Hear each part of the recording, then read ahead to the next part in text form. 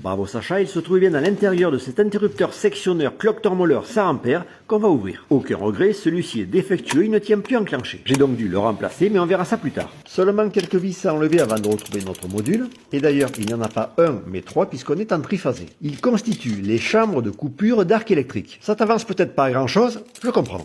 Je vais donc en ouvrir une délicatement. Ben là, c'est raté. On passe à la seconde. Et cette fois-ci, on voit bien la rangée de plaquettes métalliques. Ma seconde question, c'était, selon toi, est-ce que celles-ci sont en cuivre? Un petit indice dans la vidéo permettait de dire que non. Regarde bien l'extrait en question.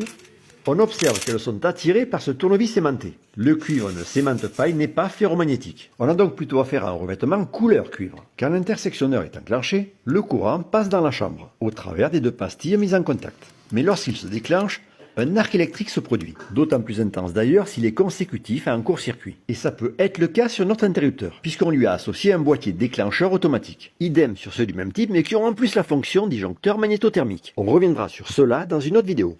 Et sur les petits disjoncteurs divisionnaires au-delà d'un certain calibre, également. Tu vas t'en apercevoir quand on va l'ouvrir, là aussi on a une chambre de coupure d'arc électrique, avec à nouveau cette sorte de peigne métallique. Mais quel est son rôle exact finalement? Pour faire simple, positionné à côté des contacts, donc de l'arc électrique. Il va attirer celui-ci, l'allonger, le fragmenter. Et ça grâce à un champ magnétique généré par le courant traversant. Cette succession de plaquettes fera aussi office de refroidisseur. On aura un arc beaucoup moins destructeur pour les pastilles qu'un appareil sans chambre de coupure. Aucun rapport, mais demain, si tu es OK, on s'attaque en lave-linge.